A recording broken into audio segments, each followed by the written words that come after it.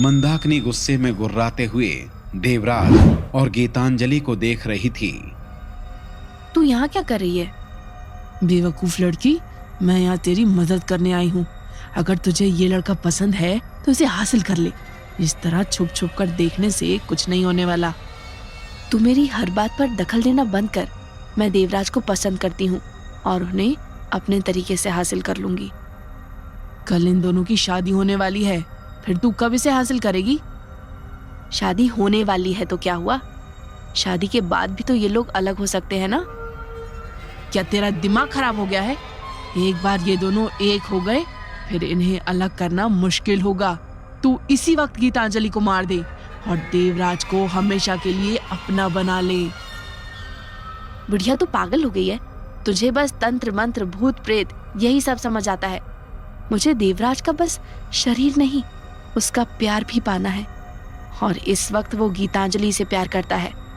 पहले मुझे इन दोनों के बीच गलतफहमी पैदा करनी होगी, जिससे देवराज के दिल में गीतांजलि के लिए नफरत पैदा हो और मैं उसके दिल में अपनी जगह बना सकूं। इसीलिए मैं इतने दिनों से इंतजार कर रही हूँ। अगर मुझे इसे मारना ही होता तो मैं इसे कब का मार चुकी होती। मुझे तो ये सब बातें समझ नहीं आती। मुझे अब भी लगता है तुझे इस गीतांजलि को मार देना चाहिए और देवराज को अपना बना लेना चाहिए। जब उसके पास गीतांजलि नहीं होगी तो वो भी तुझे अपना लेगा। अगर तुझे उसे मारने में कोई परेशानी है तो ये काम मैं तेरे लिए कर सकती हूँ। इसे मारना मेरे लिए एक चुटकी का काम है। मैंने कहा ना, मैं ऐसा कुछ नहीं चाहती। तू बस हमारे मामले से दूर रह। ठीक है, मैं तुम लोगों के बीच में नहीं आऊंगी, लेकिन जब मुझे लगेगा कि पानी सर के ऊपर निकल रहा है तब मैं शांत नहीं बैठूंगी। मैंने कहा ना, चली जा यहाँ से। अगले ही पल मंदाकिनी वहां से गायब हो जाती है। मैं देवराज के साथ एक अच्छी जिंदगी चाहती हूँ। अगर मैं चाहूँ तो अभी उसे अपने वश में करके अपना बना सकती हूँ, लेकिन मैं ऐसा नहीं करूँगी। मैं चाहती हूँ देव मुझसे ठीक उसी तरह प्यार करे जैसे वो अंजलि से करता है। अंजलि की मौत तो तय है, लेकिन अभी नहीं। तुम इतनी गिरी हुई कैसे हो सकती हो? तुमने एक हंसते खेलते परिवार को बर्बाद कर दिया। चाहे मेरा कोई भी जन्म क्यों ना हो, मैं तुम्हारा कभी नहीं हो सकता। अचानक देव के सामने से वो सब कुछ गायब हो जाता है और वो सपने में एक नई जगह पहुंच जाता है। देव अब पैलेस के एक कमरे में था। वो कमरा बहुत आलीशान लग रहा था। देवराज अकेला कमरे में बैठा कुछ सोच रहा था। तभी कोई दरवाजे पर दस्तक देता है। अंदर आ जाइए। देव, तुम आ ही गए। मैं कब से तुमसे बात करना चाहती थी। बुआ साहब, मैंने आपसे पहले ही कह दिया है, मैं गीतांजलि से बहुत प्यार करता हूं और मेरी शादी उसी से होगी। आप मुझे बार बार रोकने की कोशिश मत कीजिए। लेकिन देव, तुम मेरी बात समझने की कोशिश क्यों नहीं कर रहे? ऐसा करके तुम अपने साथ साथ गीतांजलि की जान को भी खतरे में डाल रहे हो। मुझे यकीन नहीं होता, आप सिर्फ एक पंडित की बात सुनकर मुझे मेरे प्यार से अलग करने की कोशिश कर रही हो। आज तक शास्त्री जी की कोई भी भविष्यवाणी गलत नहीं हुई है। उन्होंने कहा है कि अगर तुम और गीतांजलि शादी करते हो तो तुम्हारे जीवन में ऐसा तूफान आएगा जिसे तुम संभाल नहीं पाओगे। अब भी मौका है, रोक दो ये शादी। बस बुआ, इसके आगे मैं कुछ नहीं सुन सकता। मैं और गीतांजलि एक दूसरे से प्यार करते हैं और कल मैं उससे शादी जरूर करूंगा। दुनिया की कोई ताकत मुझे ऐसा करने से नहीं रोक सकती। लेकिन देवराज, मेरी बात सुनो। तुम देव बुआ की बात सुने बिना उस कमरे से चला जाता है। देवराज के जाते ही बुआ के चेहरे पर जो परेशानी थी वो गुस्से में बदल जाती है। तुम चाहे कुछ भी कर लो, मैं तुम्हें और गीतांजलि को साथ नहीं रहने दूंगी। तुम नहीं जानते कि तुम मेरे लिए कितने कीमती हो। तुम्हारे बिना मेरा वो काम कभी पूरा नहीं हो सकता और अपना काम पूरा करने के लिए मुझे उस गीतांजलि को रास्ते से हटाना ही होगा। ये बुआ तो एक पल में ही बदल गई। अभी ये देवराज के सामने बहुत प्यार से बात कर रही थी और अब इसे देखकर लगता है जैसे ये देवराज और गीतांजलि के खिलाफ कोई साजिश कर रही है।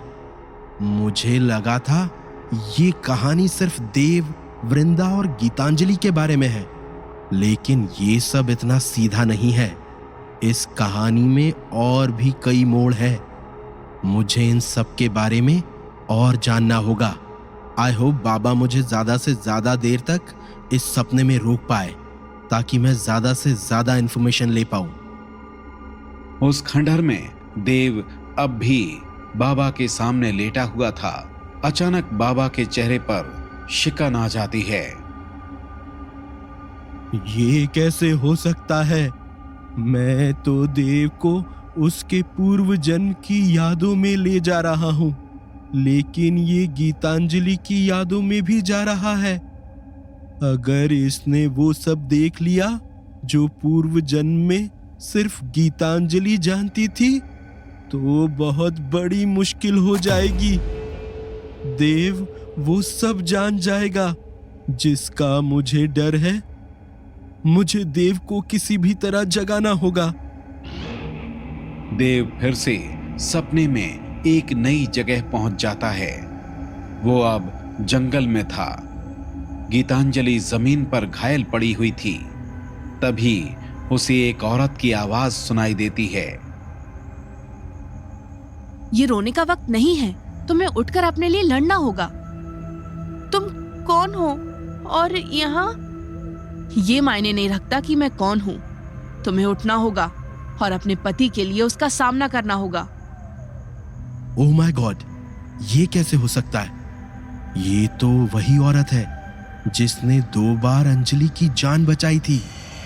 क्या ये 100 साल पहले भी गीतांजलि की मदद कर रही थी? मैं कुछ नहीं कर पाई। मैंने सब कुछ बर्बाद कर दिया और अब वो मुझे मारने की कोशिश कर रही है।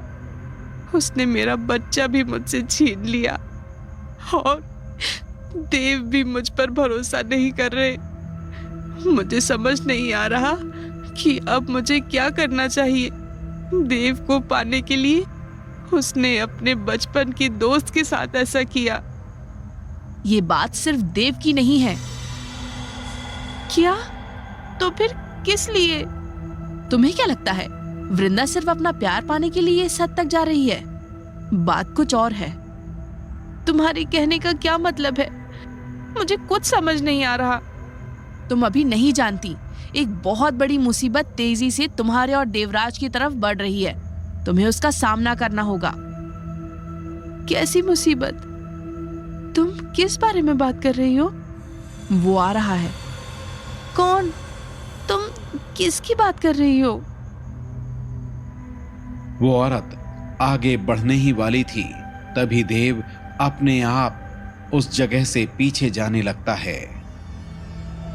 ये क्या हो रहा है? मैं अपने आप पीछे कैसे जा रहा हूं? तभी अचानक उस खंडहर में देव की आंख खुल जाती है और वो एक झटके के साथ उठकर बैठ जाता है। देव, तुम ठीक तो हो? नहीं, ये नहीं हो सकता। वो औरत बस बताने ही वाली थी। मैं इस बीच में कैसे जाग सकता हूं? देव, तुमने क्या देखा? बाबा, क्या तुम भी वो सब देख पा रहे थे जो मैं देख रहा था? मैंने पूछा, तुमने क्या देखा? जो चीज सबसे ज्यादा जरूरी थी, मैं वही नहीं देख पाया। तुम कहना क्या चाहते हो? वो औरत गीतांजलि को किसी खतरे के बारे में बता रही थी। वो कह रही थी कि कोई और भी आने वाला है। ये सब सिर्फ वृंदा और उसके प्यार के बारे में नहीं है। बात कुछ और है। शायद हमारी जिंदगी में तूफान आने की वजह कुछ और भी थी, जिसे हम नहीं जानते। कोई है जो हम दोनों को अलग करना चाहता था। मैं नहीं जानता उसका मकसद क्या था, पर कुछ तो है जो सही नहीं है। इसका मतलब देव ने सच नहीं सुना। तुमने मुझसे कहा था तुम ज्यादा से ज्यादा वक्त तक मुझे सपने में रखने की कोशिश करोगे। फिर मैं ऐसे अचानक क्यों जाग गया? मैंने तुमसे पहले भी कहा था, ये पूरी तरह मेरे वश में नहीं है। मैंने तुम्हें पूर्व जन्म में रखने की पूरी कोशिश की। तुम अपनी वजह से जागे हो, क्योंकि तुम्हारा दिमाग स्थिर नहीं था। अगर तुमने अपनी भावनाओं पर काबू किया होता तो तुम और कुछ देर तक वहां रुक पाते। मैं फिर से उस जगह पर जाना चाहता हूं। तुम मुझे फिर वहीं पर भेजो। नहीं, ये आज नहीं हो सकता। क्यों? ये कोई साधारण प्रक्रिया नहीं है। तुम्हें किस याद में भेजना है, ये मेरे वश में नहीं है।